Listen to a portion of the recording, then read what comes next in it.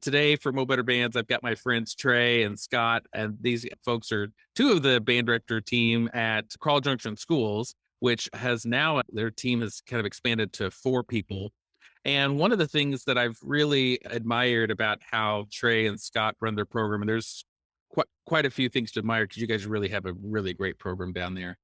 But you always seem to work really well as a team, and you do a nice job of onboarding your new folks. And I don't know what your philosophy is or how that works so well, but sometimes when I see other teams, I see them maybe not function quite as well, not communicate quite as well. They sometimes even not even just get along quite as well. And so I wanted to talk to you both today to sort of learn how you do it, especially you two have been there for quite a while now. Scott, how long have you been at Carl?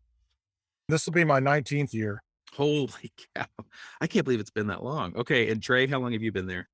I just finished my 8th year, so I'm starting my 9th year. And then you have 2 new people starting this year as well. They're not necessarily new educators, but they're new to your district. Chase Neely doing percussion and whatever else you guys have assigned, and then Samantha Whitmore, who'd been at Joplin South. Scott, go through some of your philosophy about working as a team and how you view your team members. I've been very fortunate, on top of the 19 years at Carl Junction. I mean, I was at Webb City for 5 years.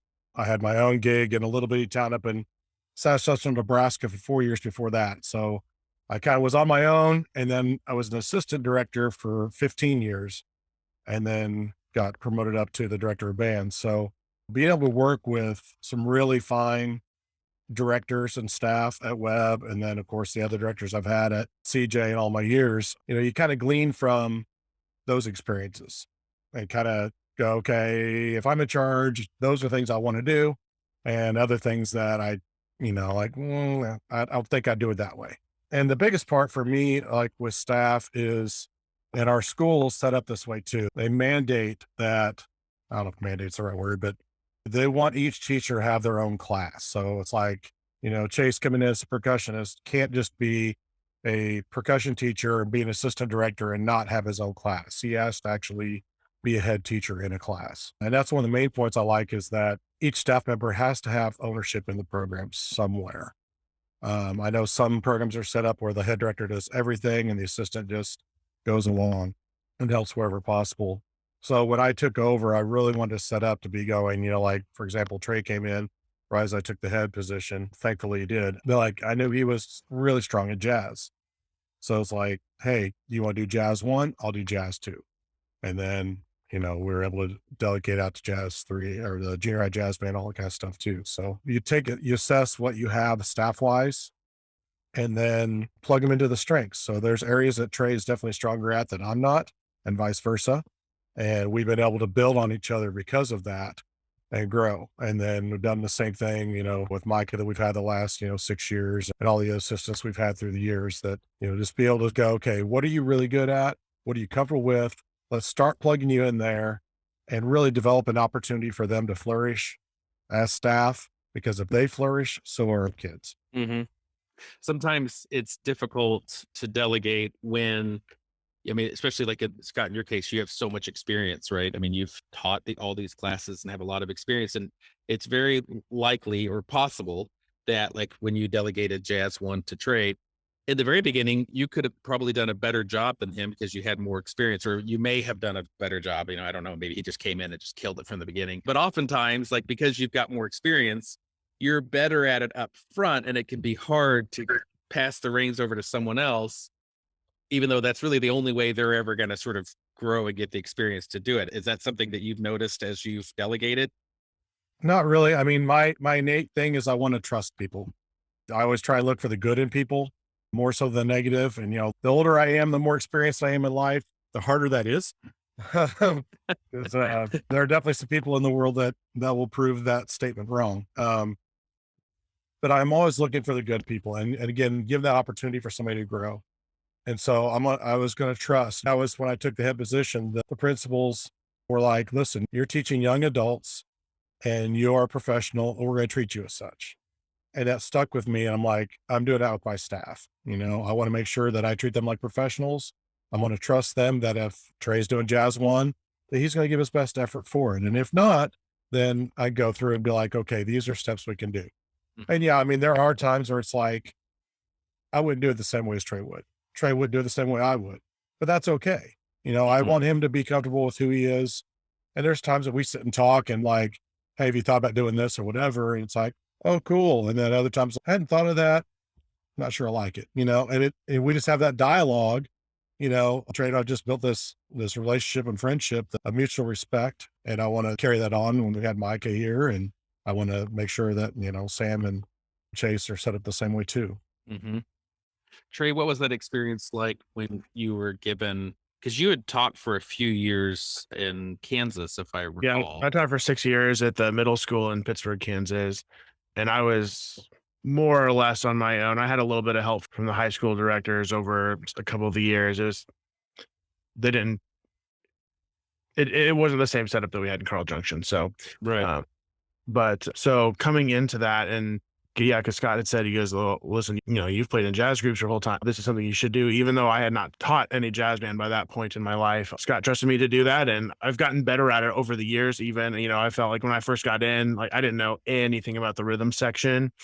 And we had a really good drummer when we started. And I was like, he was kind of teaching me almost in a way too. Sometimes just like, well, okay, that's fine, but this is how it's normally done. I'm like, okay, you know better than I do. So, Mhm. uh, so it's been nice being able to have a safe place in which to learn, really. Yeah. So that's been nice. It's interesting you mentioned that the trust, or Scott mentions trust, that sort of trusting the team member to do their best effort and like work to continue to grow, recognizing that like they're going to develop and improve. And Scott, you've mentioned specifically that over your career as an assistant, you found some things that you've thought like, well, I wouldn't do it that way. And then, and even as Trey has done it, you've had those thoughts. And that doesn't necessarily mean that they're wrong ways. It's just, you would think to do it a different way. And I think it's wise to recognize like none of us are going to do our jobs perfectly, and that there's always another way to do something or to try to do something. And so sometimes just because we wouldn't do it that way doesn't make it wrong. It just may not be like the right way for us. But it could be, but that trust not only can extend to our team members but also even our students. And Trey, that's kind of what you were mentioning, like in the rhythm section, like Yeah. needing to sort of lean on those folks who know far more about what's involved at that point in your career and playing jazz drums and things like that than Right. yeah. Yeah. And putting that trust on into the students, our marching band stuff is so much student led things that like, I mean, I remember when I first got there, we were having to do a bunch when it came to like on a game night when we're trying to get everyone into uniforms and all of this. And it was just so hectic. And I was like, oh, it was like a dread of the first football game. But, our team kind of finally got the student leadership in place where they were doing everything on their own. And now when games come to be, we have people that take care of getting gloves to students and that take care of any uniform mishaps. And so very little of it comes directly to us. And so like game nights are very stress free and like really enjoyable. So because it's just the kids getting to show off what they've worked on so hard, and it's not all the little nitty gritty things because we have students that are willing to take that on. It's nice to see that. The episode I did with Rob Battle from Fort Zewalt, he talked about student-based leadership, and you can just get so much more done when the students are engaged and involved. And I remember once I was working with, I think it was actually a marketing company, but the guy is also just sort of a sharp business guy. And he was talking about an idea that he had. And I just told him like, man, I don't really have time to do that. And he was like, well, maybe you don't, but there's a bunch of people that work in your company. They can do it. And I'm like, I just think everyone's really busy. He's like, I assure you, they're not as busy as you think. You just need to trust them to do it. And then I've, found a beginning. Sometimes it was hard for me to relinquish that trust, but I've always been pretty good at delegating, probably because I'm somewhat lazy. So I don't mind sharing it around a little bit. And truthfully speaking, I like to see my people shine and do well and get invested in stuff too. And because, like, as you guys have mentioned, people have invested in me and allowed me a chance to try and do things. That's how I got where I am today. And certainly made mistakes along the way. But yeah, getting not only your team involved, but students involved to be part of that leadership team can certainly make this job far more, not only far more doable and less of a burden, but also just better. And you get, I think, overall better engagement when the students are involved in the program instead of being educated to and served to if they're also participating in that process. I think it makes for a healthier program that gets more done and with less direct constant input from the directors. Yep.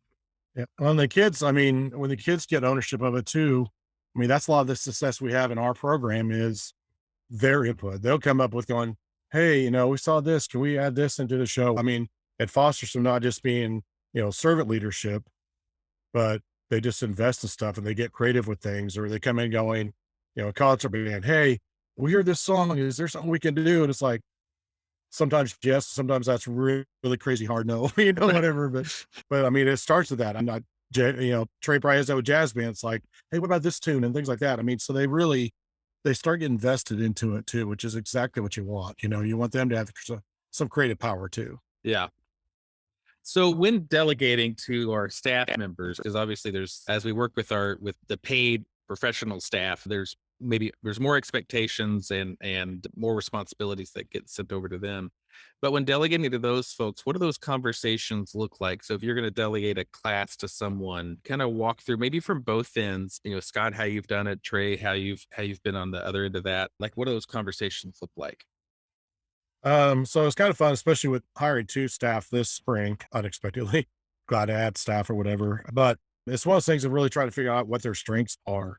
And, we lost Micah, he took a job towards Kansas City to be up there, which is great. But he was kind of like Trey and me, where we were so much alike that we were jack of all trades and could do a lot of stuff. And so then with Chase and Sam, they have different experiences. So we kind of had to split and divide and conquer with those two to kind of take all the stuff that Michael was doing. So I was just kind of sitting down going, what age group do you really like? And we're fortunate that Sam is like, she's like, I like the younger grades. And Chase is like, well, I'd rather have a little bit older grades. So we're able to divide and go, okay, sixth, seventh grade, go there. And then eighth grade, could go to Chase. Sam could take the younger grades. And so basically what that means is all the administrative stuff will go towards those people. So they can plan, kind of what the week is going to look like. So normally we're lucky to have sectionals quite often. And so that person can delegate, go, okay, these days we're going to do full band rehearsals. These days we're going to do sectionals. And at that point we can split and divide out during those full band sessions. Do you want us in there? Do you want us not in there? Whatever, to get those added things. Or, hey, I'll do full band, but can we take out the trumpet section for something, or trombones for something, or percussion, take them out for something, we can divide and conquer. So really the person in charge of that class can really help delegate the structure. And then we almost flip flop, where I'm almost more the assistant at the junior high level for them. Even though I'm running the program, I kind of oversee everything and, obviously handle the budget stuff and whatever, and all the administrative stuff. Anything that comes down will go through me first. Any administrators that typically come to me, and then I have to filter it through. But just allow them to teach. And then I want to help them, however, because again, it's all about the kids being successful. Trey, when you've had classes delegated to you, like Jazz One or any other class, what's your process at that point? Like, what did you do next once you had, all right, I want you to take over Jazz One? Like, what were some of the first things you did to sort of take ownership of that class and to try to make that successful? Well, I mean, coming into a program that coming from a different state, I didn't know as well as I could have probably. I needed to gauge my level of players. So, finding music selections that were appropriate for the group. I think on my very first day, I handed out In the Mood. I was like, let's figure this out. They're like, saxophones are like, well, this is really hard. I'm like, okay. I mean, we still played it. You're still going to play it, but right. But so it's just trying to find my strengths for that, because like when I took over symphonic band, I think prior to me coming there was Scott and Lauren had split that group, and so they kind of they each did half of it. And I was like, well, I wanted the whole class to myself, and Lauren was okay with that. So in doing that, and again finding literature, I think that's like almost the most important part of a group, is just finding what fits them the best. And then let's see, was that? Oh no, that can often be tricky to do too, especially when you're new teaching. Like, you don't have a lot of exposure to literature, and oftentimes, people that become band directors came from good, large band programs were, like when you were up in the Kansas City area, like you probably weren't paying a lot of attention to, appropriate literature for the second band in high school and stuff like Exactly. that. So that just takes experience. Yeah. Actually, when I started, I was in charge of 7th grade, 8th grade, and symphonic band and jazz one. I only had a 20-minute planning period through the day. And it was the first year was stressful. I think I was not willing to say no to anything because I was like, oh, it'd be fine. Cause I had come off of my last year in Pittsburgh, I ended up having like 3 hours of plan time due to some weird scheduling things. And I was just bored. And so I was totally just ready to shed that. And but then after a year of doing that, I was like, okay, maybe we could do this differently. And so we split, and then so yeah, we would split things differently again. And then I think the year after that, we hired Micah, so then it all changed again. So I've kind of floated around various things. The last couple of years, I've done 6th grade band as well, and been like the administrator of that group. So I think I've been in charge of pretty much everything except for marching band and wind ensemble at some point in time. Yeah.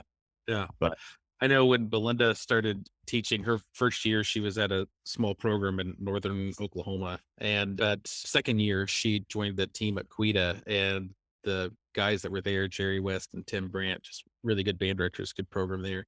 And it was really great for a second year teacher to be able to be an assistant in, a quality program like that.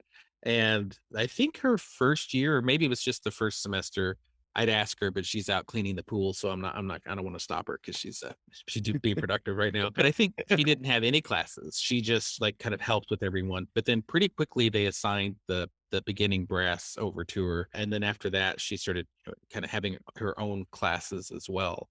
And it's a great way to kind of get, in her case, she didn't have much experience as a director. So, kind of giving her sort of no responsibility in the beginning other than just getting acclimated and helping out here and there. But pretty quickly, by the next semester, giving her something to own really helped a lot. And then they did a nice job too of offering her feedback and suggestions. And I kind of want to talk about that next. So, as we delegate something, sometimes, especially if someone's new or maybe doesn't have as much experience or doesn't know our culture or our program or students as well, there may be times where some helpful suggestions are due. Any tips from either of you on how to have some of those conversations of, when you think something could be one of your fellow teachers could be doing something in a different way, or maybe in a way that might have a better outcome? yeah, let me start with that one. Sure. I was kind of a hothead coming in my younger years. And so Scott had several conversations with me in my first and second year, just like, hey, you can't do that. Like, you're going to lose the respect of the kids here pretty soon. And so I've just, over the years, have just slowly but surely become more tame. And Scott's, as he said earlier, looking for the good in people. He's like so good at that it's ridiculous. Just like even when I stop and think about it, I know I'm like trying to think like, okay, how would Scott handle this? And he just comes up with ways that I can't come up with. And I wish I could, but just he's always willing to give the benefit of the doubt, and it might not be the case that they needed the benefit of the doubt, but he always starts with that. And the students respect him a lot because of that. I know that they see that, and a lot of kids really love him because it's always like, hey, they could just be having a bad day. Like, just let them go. So anyway, so we had conversations about that, and I learned a lot of like classroom management techniques that prevent a lot of behaviors from happening that would cause me to get riled up. So, and they were not like, you need to do it this way. This is the way it should be done. It's just kind of like, hey, here's what I've been noticing. Here's some things I think might be helpful. So all of those things were just, they've made me a better teacher. So, being on a staff is just, you get to learn from the other people that you work with. I learned stuff from Lauren when she was there. I learned stuff from Micah.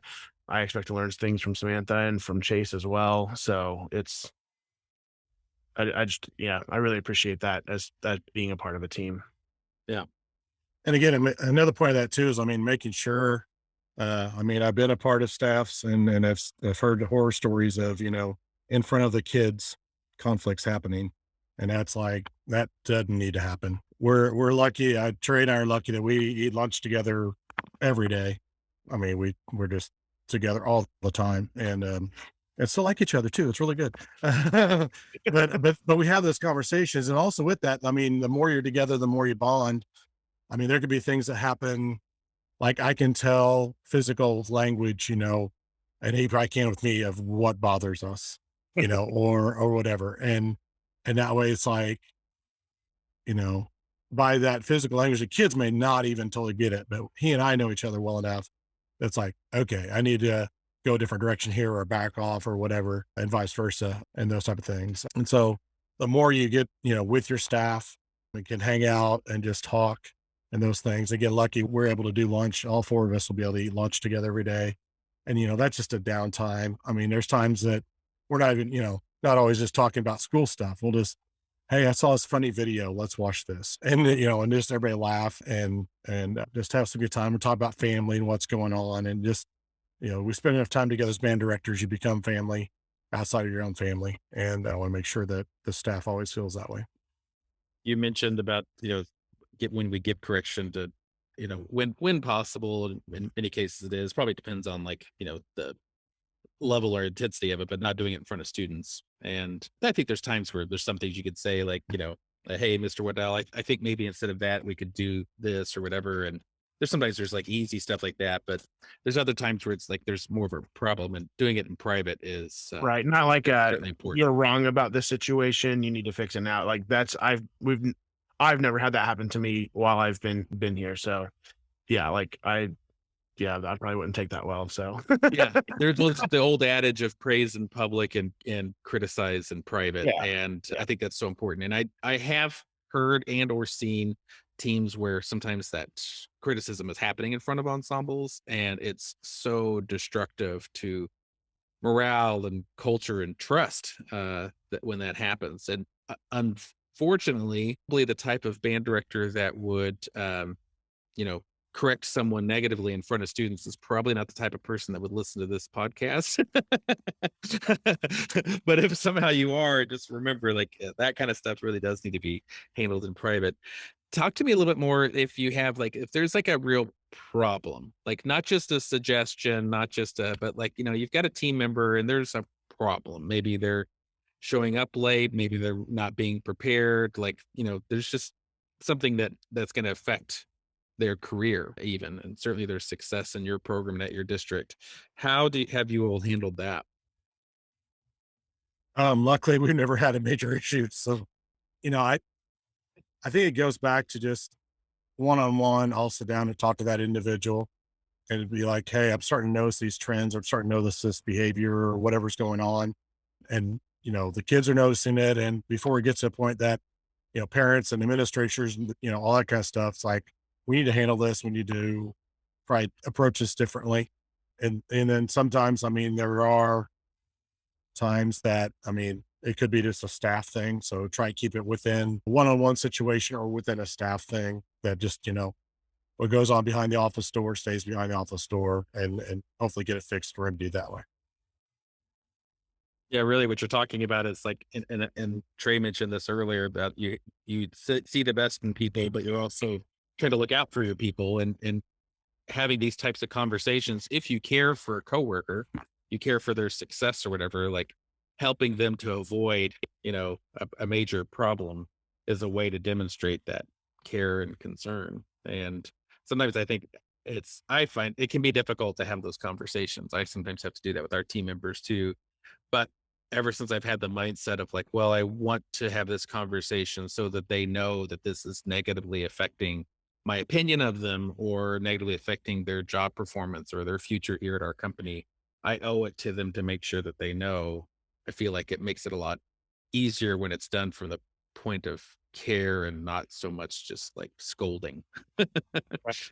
And we'll say, like, and Scott's been responsible for this, not me, but we've had a number of student teachers over the years. And so if there's something in a student teacher that, like, those are usually one-on-one conversations with Scott, he's just like, hey, you guys just need to maybe steer clear for a little bit. We're going to talk about some things. And I want to say he's had those with, half of our student teachers at some point, just like, here's some things you need to work on. And just so they don't feel like they're getting ganged up on in that kind of way. It's just like an individual conversation. And because, as with a student teacher, your goal for them is to be a good teacher in the long run. And so I know that Scott's had some of those conversations, and again, I've not been present for them, but I assume that's probably how they go. Just like, hey, if you want this to be a good thing, like here's some steps you need to take to make that work for you. Yeah. I think that's such an important part of working with folks is to not only praise them or doing when they're doing things right, but you've also got to work on that other end and telling them the areas that need to be improved or shored up. I mean, I think that's really an important piece of it. I know even in when I was student teaching, my director doing the same thing, he would tell me things I was doing well, but then tell me the things where like, hey, you really can't do that, or you can't abuse that, or you need to be on time, or you need to show more respect to this person, or whatever. And that kind of corrective feedback is almost frankly more important sometimes than the praise. And some of the things were things like I was aware of and just was trying to see, I guess, to what I could get away with. But there was a lot of other things that I was completely unaware of it, that it was being perceived that way or that it was a problem until he brought it up. And, I remain grateful anytime people will tell me when there's a problem. So, yeah. Scott, Trey had mentioned how you often look for the good in people and giving them the benefit of the doubt on situations. And I think that's such an important thing. I think there's so many times when there's a lack of information, such as, trying to examine someone's motives for why they did something, maybe in a way that you would not have done, or maybe even a way that had negative outcome. When we don't have all the information of like what was going through that person's head or what all the other circumstances are, sometimes we write our own story to why they did that bad thing. And that story is often sort of the worst case scenario. If my wife is 30 minutes late from when we're supposed to be, I'm worried that like something terrible is wrong, happened to her. And the reality is, it's always something innocuous, or just got late leaving school or something like that, but she's not in a car wreck or, something like that. But so kind of like giving the benefit of the doubt, I think is really important. Where does that come from? And suggestions maybe for people who maybe that's not a natural skill? Honestly, it's my faith. I mean, I believe that, I believe in God, and I believe God created us. He has created us in his good image, even though not everybody follows that, and that's okay. That's their choice. But that's where I kind of believe in that to start with. But then, I just have that innate thing. I think my parents said the same thing. They always wanted to help people, always get somebody in a better situation where they were. And so I think it's just been ingrained in me since, I was young. And I just want people to succeed. I want them to be valued. I want them to have my respect. I know I can't give respect if I don't give respect. So that's where it starts. Just kind of who I am personality wise. If you're not that way, especially I think COVID taught us that. I mean, it's, you know, somebody in their family may have got sick, or, they lost a grandparent or a close relation to COVID or something like that. And so they're coming in with this down attitude, and you don't know why, Mhm. or they're rebelling, and it's like, man, that's not normally your personality. What's going on with you? And finally they'll be like, hey, well, this is what's going on at home. Oh, or, maybe parents are fighting and splitting, or, they're an alcoholic family or whatever, drug abuse, whatever the case might be. We just don't know what goes on, but I've always wanted to make the band room a safe place for the kids to be, and to realize, hey, this is community. This is kind of family. We spend a lot of time together, and I want them to be safe to where they come in and be a part of the community and learn how to actually be community where they may not have that role model at home. Yeah.